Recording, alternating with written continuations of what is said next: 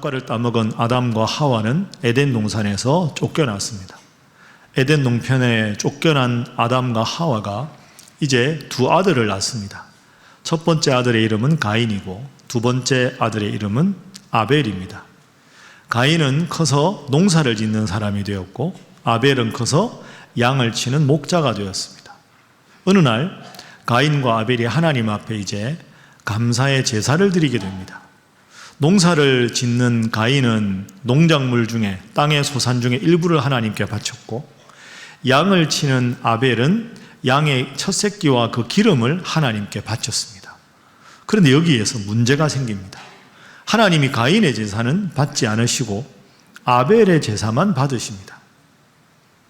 여기에 대해서 가인이 분노하게 되지요. 그리고는 하나님이 내 제사는 안 받으셨는데 동생의 제사는 받으셨다. 이것에 대한 화를 이기지 못하고 동생을 끔찍하게도 쳐 죽입니다. 자, 그렇게 가인이 아벨을 죽였을 때 하나님께서 인간을 향한 두 번째 질문을 하십니다. 오늘 본문의 9절 말씀입니다. 화면 한번 보시죠. 자, 함께 읽어봅니다. 시작. 여호와께서 가인에게 이르시되 내 아우 아벨이 어디 있느냐? 그가 이르되 내가 알지 못하나이다. 내가 내 아우를 지키는 자니까. 아멘. 여러분, 사람이 참 무섭지요. 자기가 동생을 죽여놓고 제가 모릅니다. 제가 제 동생을 지키는 사람입니까? 왜 그걸 저한테 물으십니까? 하나님 앞에 너무나도 건방지고 무례한 말을 합니다. 하나밖에 없는 동생을 저질러 놓고도 아무런 죄의식을 느끼지 않습니다. 그래서 내 아우 아벨이 어디 있느냐 찾으신 하나님, 그 질문에 담긴 뜻을 우리가 살펴보려고 하는 거죠. 정리를 해보면 첫 번째 질문, 아담아 내가 어디 있느냐 하는 것은 하나님과 나의 관계에 관한 질문입니다. 아담아 너는 내 앞에 지금 어떤 영적인 상태냐? 오늘 가인아 아벨이 어디 있느냐 하는 것은 형제를 찾는 거죠. 너와 나 사이, 사람과 사람 사이에 어떻게 관계하는 것이 성경적인 교훈인가? 오늘은 이 질문에 담긴 중요한 뜻을 살펴보겠습니다. 첫 번째 대지인데요. 한번 저를 따라해 보시죠. 모든 관계의 근본은 하나님과 나의 관계다. 여러분 믿습니까? 이게 매우 중요합니다. 지난주의 교훈도 이것이고 오늘의 제일 중요한 교훈도 이것입니다. 앞으로 하나님의 다양한 질문을 다룰 텐데 하나님의 제일 큰 관심은 하나님 앞에서 지금 내가 어떤 영적인 상태인가, 어떤 관계를 갖고 있는가, 이게 제일 중요한 하나님의 관심입니다. 이 관심을 가지고 한번 본문을 좀 더 구체적으로 살펴보죠. 자, 가인과 아벨이 하나님 앞에 제사를 드렸습니다. 먼저 가인의 제사를 한번 봅니다. 본문 3절 화면으로 한번 보시죠. 세월이 지난 후에 가인은 농사 짓는 사람이니까 땅의 소산으로 제물을 삼아 여호와께 제사를 바쳤다. 자연스럽습니다. 농사 짓는 사람이니까 농작물 중에 일부 수확한 걸 하나님께 바치는 게 자연스럽지 않습니까? 근데 문제는 5절에 있습니다. 하나님이 안 받으십니다. 자, 함께 읽어봅니다. 5절 시작. 가인과 그의 제물은 받지 아니하신지라 가인이 몹시 분하여 안색이 변하니. 아멘. 왜 하나님이 가인의 제사를 안 받으셨을까요? 농사 짓는 사람이 농사 지은 걸로 하나님 앞에 감사를 드렸는데 왜 안 받으셨을까? 우리는 참 창세기 읽다 보면 늘 이 대목이 궁금합니다. 아벨은 어떠냐? 자, 아벨의 제사 4절입니다. 함께 읽습니다. 시작. 아벨은 자기도 양의 첫 새끼와 그 기름으로 드렸더니 여호와께서 아벨과 그의 제물은 받으셨으나. 아멘. 왜 같은 날 가인과 아벨 형제가 함께 제사를 드렸는데 가인의 제물은 안 받으시고 아벨의 제물만 받으셨을까? 그 이유가 뭘까? 참 우리가 궁금해하는 대목이지요. 자, 지금부터 그 이유를 한번 살펴보겠습니다. 제가 속지에 그 네모로 만들었는데요. 화면 한번 보시죠. 화면 보면서 제가 설명을 드리겠습니다.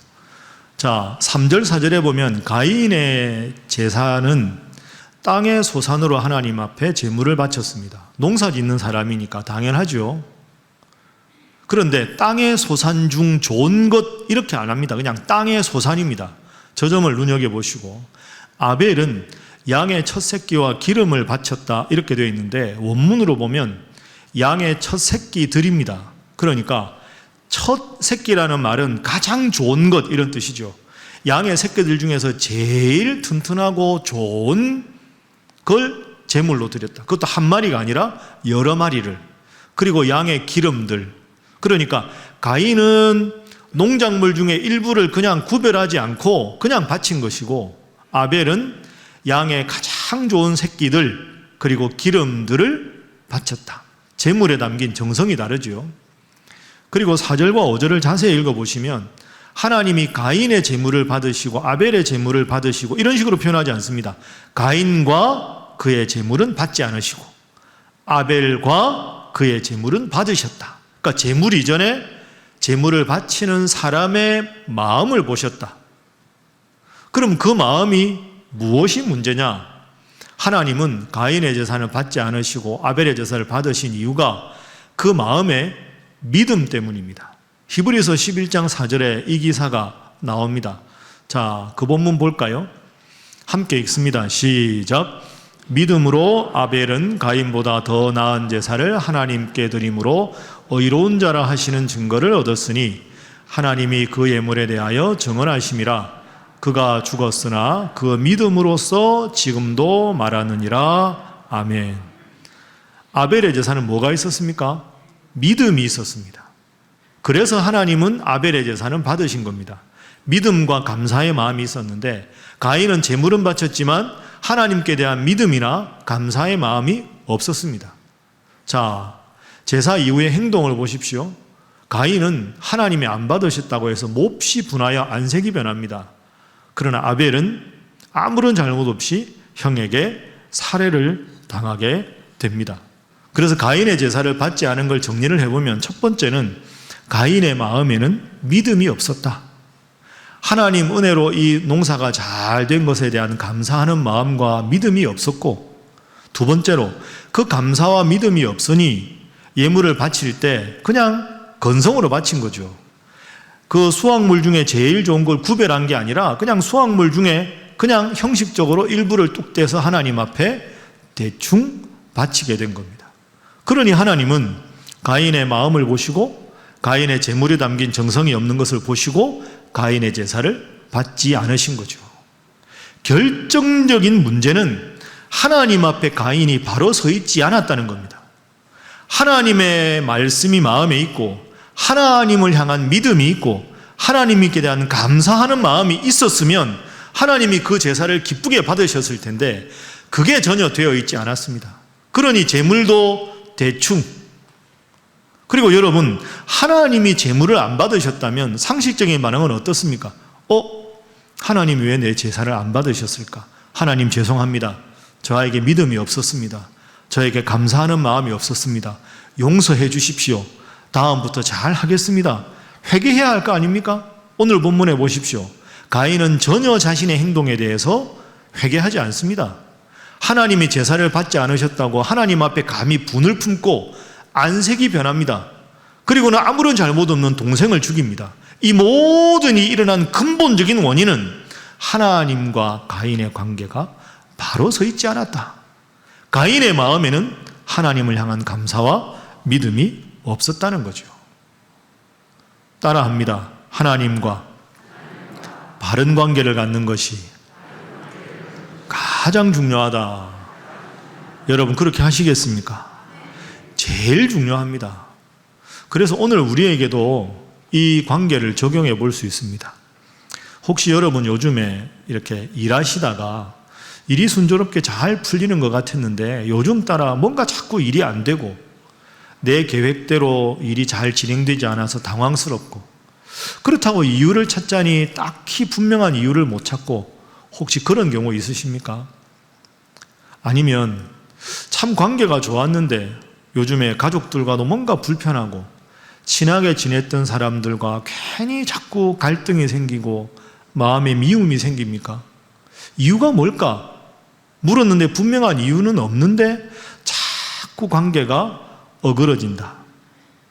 또는 내가 마음이 늘 평안하고 기뻤는데 요즘 왜 이렇게 자꾸 불평이 생길까?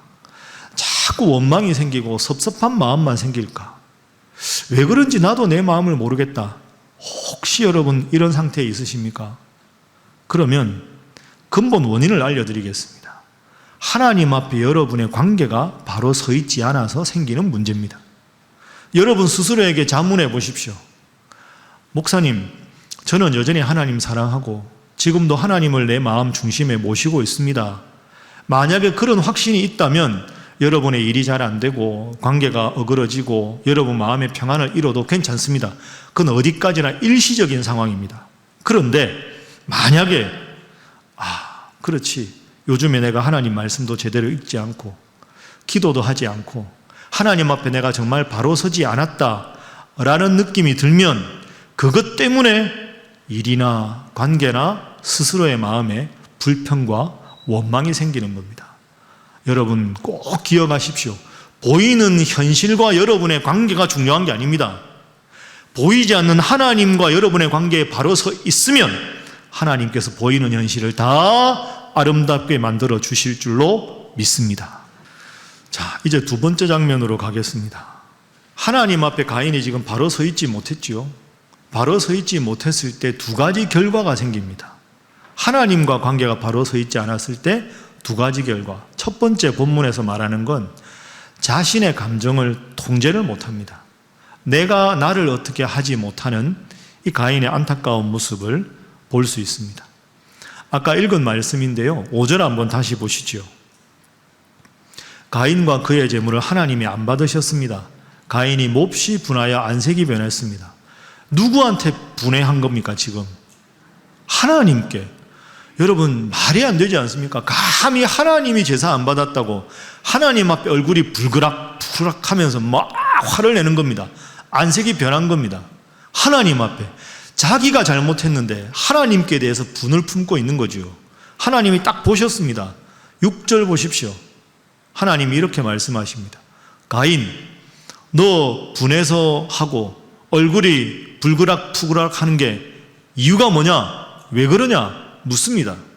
그러면 7절이 뭐가 돼야 될까요? 하나님 죄송합니다. 제가 지금 이렇게 연약합니다. 용서해 주십시오. 없습니다. 이게 끝입니다. 왜 그러냐? 대답하지 않습니다. 여러분, 가인이 자기 감정을 조절을 못하는 겁니다. 지금 하나님 앞에 자기가 바로 서 있지 않으니까, 하나님이 자기 마음을 지켜주지 않으니까 자기 분을 못 이겨서 막 분을 내고 안색이 변하고 어쩔 줄을 몰라 하는, 자기 통제가 안 되는 상황에 이릅니다. 이걸 오늘 우리에게 적용해 볼까요? 여러분은 여러분의 성품과 기질에 대해서 어떻게 생각하십니까? 목사님, 저는 제 성격이 너무 마음에 듭니다. 버릴 게 하나도 없습니다. 이런 분 있습니까? 없죠. 그런 분 교만한 분입니다. 마음에 드는 면보다는 마음에 안 드는 면이 훨씬 많죠. 어떻게 하면 내 성품, 내 기질 중에 마음에 안 드는 걸 극복할 수 있을까요? 의지를 가지면 가능할까요? 죄송한데 안 됩니다. 안 됩니다. 그거. 지금까지 안 됐는데 앞으로 되겠습니까? 노력은 하십시오만은 내가 열심히 의지적 노력을 한다고 해서 내 부족한 성품이나 기질이 변화되기는 어렵습니다. 그럼 어떻게 해야 될까요? 가인은 하나님 앞에 바로 서지 못했을 때 자기 성품과 분을 조절하지 못했습니다. 뒤집어 말하면 하나님 앞에 바로 섰다면 하나님의 은혜로 성품과 기질의 부족한 점을 하나님께서 다 변화시켜 주실 수 있다는 거죠. 여러분, 내 의지로 나를 바꾼다? 힘듭니다. 어렵습니다. 그러나 하나님의 은혜가 내 속에 임하면 나도 모르게 하나님께서 나를 바꾸어 주셔서 온전하고 성숙한 사람으로 변화될 줄로 믿습니다. 항상 하나님을 마음 중심에 모시고 연약하면 연약한 대로 여러분 스스로를 사랑하십시오. 그러면 하나님께서 때가 되면 여러분을 높여주시고 때가 되면 여러분을 더 성숙한 사람으로 만들어 주실 줄로 믿습니다. 자, 한번 인사하겠습니다. 이렇게 인사하지요. 은혜를 받아야 변화가 됩니다. 자, 한 번 더 할까요? 늘 은혜 안에 살아가시기 바랍니다. 자, 이제 속지 뒷면 넘겨보시죠. 제가 방금 적용하기까지 말씀드렸습니다. 자, 두 번째입니다. 하나님 앞에 바로 서지 못했을 때 생기는 두 번째 결과는요, 분풀이의 대상을 찾습니다. 내가 내 감정을 못 이기고 막 화가 나는데 나 자신이 미운 거죠. 조절을 못하니까. 그러면 분풀이의 대상을 다른 상대방을 통해서 분을 풀려고 그 대상을 찾는 거죠. 그런데 부모님은 따로 계시고 지금 가인과 아벨이 함께 제사를 지냈는데 동생의 제사는 받았잖아요, 하나님이. 그러니까 가인은 지금 분풀이의 대상이 제일 먼저 보이는 게 아벨인 겁니다. 동생이 무슨 잘못이 있습니까? 아무런 잘못이 없는데 아벨을 부릅니다. 자, 8절 한번 보십시오. 가인이 그의 아우 아벨에게 말하고 그들이 들에 있을 때 가인이 그의 아우 아벨을 쳐 죽이니라. 끔찍한 일이 벌어집니다. 여러분, 저 8절을 원문으로 보면 우발적인 살인이 아닙니다. 가인이 부모님 눈을 피해서 아벨을 만날 수 있는 데가 들입니다. 들로 일부러 오라고 유인을 하는 거죠. 들에 나와서 기다리는 아벨에게 갑자기 나타나서 아벨을 쳐서 죽이는 겁니다. 이건 의도된 살인입니다. 끔찍하지요. 여러분, 제가 오늘 속지에도 썼는데요, 우리 인류의 첫 죽음은 늙어서 돌아가신 자연사가 아닙니다. 타살이었습니다. 살인, 그것도 남이 아니라 적이 아니라 형제 사이에, 제일 가까운 사이에 일어난 일이었습니다.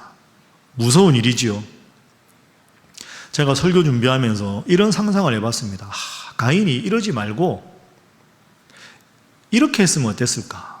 아벨을 들로 불러서, 아벨아, 형이 너한테 묻고 싶은 게 있다. 형한테 조언을 좀 해다오. 형이 지금 마음이 불편하다. 왜 하나님이 내 제사는 안 받으시고 너의 제사는 받으셨을까? 내가 답을 잘 모르겠다. 지혜로운 동생이니 아벨, 이 형을 위해서 조언을 좀 해다오. 형이 뭐가 부족해서 하나님이 제사를 안 받으셨을까? 라고 물었다면 아벨이, 형, 내가 잘 모르지만 하나님은 믿음을 보신 게 아닐까요? 정성을 보신 게 아닐까요? 그렇게 정중하게 조언했겠죠. 그럼 가인이 고개를 끄덕이고 아벨 고맙다, 야 고맙다 하고는 손 꼭 붙잡고 어깨동무하고 집에 갔으면 얼마나 좋았겠습니까? 그럼 아벨이 더 가인을 존경하고 가인이 아벨을 사랑할 수 있었을 텐데, 아벨은 지금 아무 말 한마디 못하고 하나님 앞에 정성을 다해서 제사를 지냈는데 아무런 잘못 없이 죽게 되었습니다. 형이 동생을 죽인 거죠. 심리적으로 분석해보면 가인은 자존심이 아주 강한 사람이라고 생각합니다. 여러분, 자존심과 영적인 자존감은 다릅니다.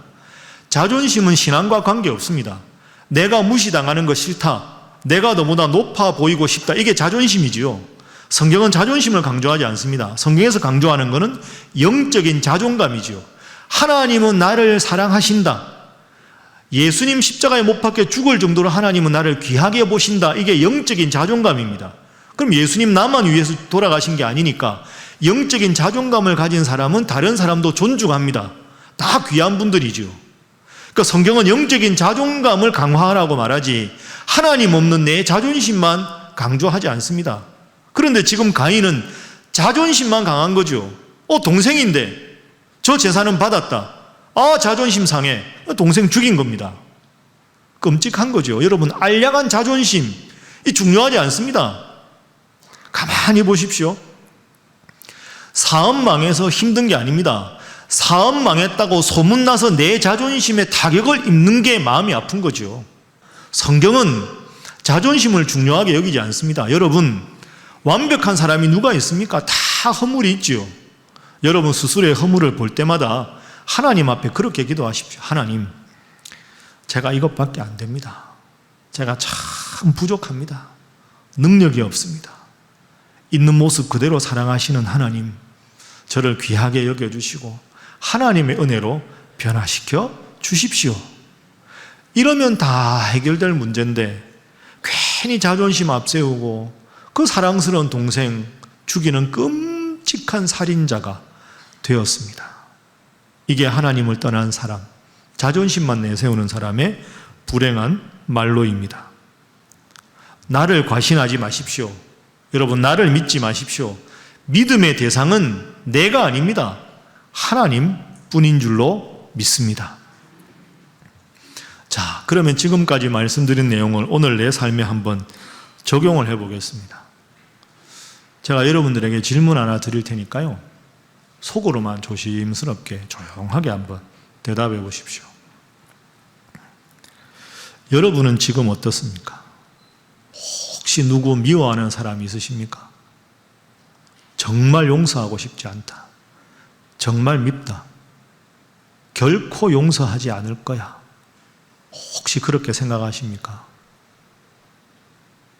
여러분, 버리십시오. 그 잘못된 생각입니다. 예수 믿는 사람 그래서는 안 됩니다. 예수님은 죄로 죽을 수밖에 없는 나를 위해서 십자가에 돌아가셨습니다. 그 예수님을 믿는 나라면 누군가를 사무치게 미워해서는 안 됩니다. 끝내 후회할 일입니다. 내가 왜 그랬을까? 자책하는 미래를 미리 예견하시고 미워하지 마십시오. 정말 미운 마음이 들거든, 너무너무 섭섭하고 배신감이 들거든, 두 가지 생각하십시오. 첫 번째는 예수님 생각하시죠. 예수님은 가룟 유다도 사랑하셨는데, 내가 예수님 믿는 사람인데. 두 번째는 제가 요즘에 말씀드리는 대로 왜 그랬을까? 저 사람 왜 나에게 그렇게 말했을까? 저분은 왜 저렇게 나에게 상처를 주었을까? 왜? 묻지 마십시오. 그건 그분의 일입니다. 왜 묻는다고 해서 내가 속 시원한 대답을 얻을 수 없습니다. 아, 사람이 다 그렇구나. 다 연약하구나. 그럴 수도 있지. 그럴 수도 있네. 이렇게 생각하십시오. 여러분, 설교하는 저도 솔직히 쉽지 않습니다. 가끔 저도 너무 큰 상처를 받을 때 어떻게 저분이 나에게 저렇게 말했다고 기가 막힐 때가 있습니다. 어떡하겠습니까? 주님, 제 마음에 미워하지 않게 해주시고 미워하는 마음을 사랑의 마음으로 바꾸어 주시고 기도할 수 있는 사람 되게 해주십시오. 그렇게 주님 앞에 기도하는 것, 그거 외에 무슨 방법이 있겠습니까? 말씀을 정리합니다. 여러분, 이번 한 주간은 여러분 마음속에 있는 아벨, 미워하는 마음 사라지게 해달라, 이렇게 기도하고 살아가십시오. 그걸 위해서 제가 여러분들에게 성경구절 2개 소개해 드리겠습니다. 속지 뒷면 제일 밑에 두 구절이 있습니다. 누구든지 하나님을 사랑하노라 하고 그 형제를 미워하면 이는 거짓말하는 자니 보는 바 그 형제를 사랑하지 아니하는 자는 보지 못하는 바 하나님을 사랑할 수 없느니라. 그러므로 예물을 제단에 드리려다가 거기서 내 형제에게 원망들을 만한 일이 있는 것이 생각나거든 예물을 제단 앞에 두고 먼저 가서 형제와 화목하고 그 후에 와서 제물을 드리라. 여러분, 이번 한 주간 어떻게 살아가시겠습니까?